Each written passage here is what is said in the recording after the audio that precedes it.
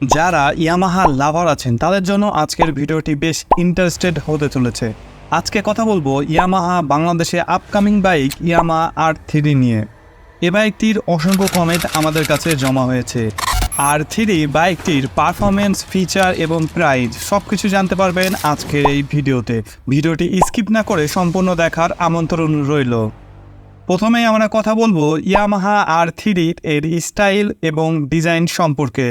এটি একটি sports look bike যা দেখতে খুবই আকর্ষণীয়। এর অ্যারোডাইনামিক ডিজাইন এবং এলইডি হেডলাইট বাইকটিকে আরও আকর্ষণীয় করে তোলে। বাইকটির পুরো নাম ইয়ামাহা YZF R3। বাইকটির ইঞ্জিন হিসেবে ব্যবহার করা হয়েছে 321 সিসির, যা থেকে 42 bhp শক্তি উৎপাদন করে এবং 29.6 নিউটন মিটার টর্ক দিয়ে থাকে। এ বাইকটির লিকুইড কুল DOHC 4 স্টক ইঞ্জিন, যা অসাধারণ পারফরমেন্স দিয়ে থাকে। ব্রেকিংয়ে পেয়ে যাচ্ছেন ফ্রন্ট এবং রেয়ারে ডিস্ক ব্রেক, তার সঙ্গে ডুয়েল চ্যানেল ABS তো থাকছেই, যা বাইকটির ব্রেকিং পারফরমেন্সকে আরও উন্নত করে। এছাড়াও এর সামনের দিকে রয়েছে টেলিস্কোপিক ফগ এবং পেছনের দিকে মনোসক্সের সাসপেনশন, যা রাইডিং এক্সপিরিয়েন্সকে আরামদায়ক করে তোলে। বাইকের ফিচারে দেখতে পাবেন speedometer, odometer, tachometer, trip meter, clock, gear shifter, fuel indicator সব কিছু পেয়ে যাবেন ডিজিটাল মিটারে। বাইকটির টায়ার সেগমেন্টে পেয়ে যাচ্ছেন সামনের ফ্রন্ট টায়ারে 110/70 সেকশনের টায়ার এবং পেছনের রেয়ার টায়ারটি পেয়ে যাচ্ছেন 140/70 সেকশনের টিউবলেস টায়ার। তো টায়ার সাইজটা এখানে অনেকটাই মোটা ব্যবহার করা হয়েছে। বাইকটির বডি লেন্থে পেয়ে যাবেন 2090 mm এবং হাইট পেয়ে যাবেন 1180 mm। তাছাড়াও সিট হাইট থাকছে 790 mm। সিট হাইটটি কম হওয়ার কারণে যে কোনো হাইটের রাইডাররাই এ বাইকটি কমফোর্টলিভাবে রাইড করতে পারবে। তাছাড়াও বাইকটির ওয়েট কিন্তু তুলনামূলক কিছুটা বেশি, যেহেতু এটি 2 সিলিন্ডার বাইক। এ বাইকটির ওজন 170 কেজি। আর এ বাইকটিতে ফুয়েল ট্যাঙ্কে পেয়ে যাবেন 14 লিটারের বড় একটি ফুয়েল ট্যাঙ্ক। এবার কথা বলা যাক বাইকটির পারফরমেন্স নিয়ে।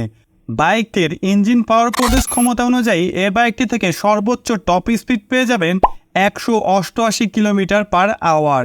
তার চেয়েতে বেশিও পেয়ে যেতে পারেন। তাছাড়াও বাইকটিতে প্রতি লিটারে মাইলেজ পেয়ে যাবেন 20 থেকে 30 কিলোমিটার পার লিটার।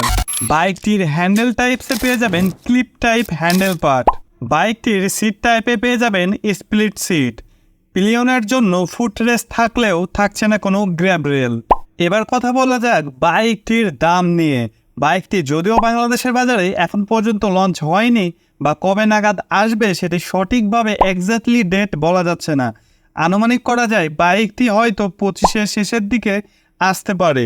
তবে এ বাইকটি পার্শ্ববর্তী দেশে অনেক আগেই লঞ্চ করা হয়ে গেছে। তো এ বাইকটি ইন্ডিয়াতে দাম রাখা হয়েছে 4,64,900 রুপি।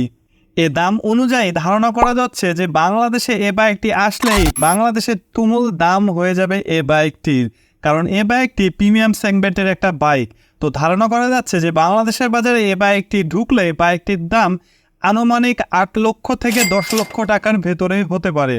তো আপনাদের ধারণা মতে এ বাইকটির দাম বাংলাদেশে আসলে কত টাকা হওয়া উচিত তা অবশ্যই কমেন্ট করে জানাতে ভুলবেন না। তো এখন পর্যন্ত যারা আমাদের চ্যানেলটি সাবস্ক্রাইব করেননি অবশ্যই আমাদের চ্যানেলটি সাবস্ক্রাইব করে পাশে থাকা বেল আইকনটিতে ক্লিক করে দেবেন, যাতে আমাদের নেক্সট ভিডিও নোটিফিকেশন সবার প্রথমে আপনি পান। আর যারা ফেসবুক থেকে দেখছেন অবশ্যই আমাদের পেজটিকে ফলো করে দেবেন। তো ভিডিওটি কেমন লাগলো তা অবশ্যই কমেন্ট করে জানাতে ভুলবেন না, আর ভিডিওটি শেয়ার করে অবশ্যই আমাদের সঙ্গে থাকবেন। তো আজকে এ পর্যন্তই। সবাই ভালো থাকবেন, সুস্থ থাকবেন, খোদা হাফেজ।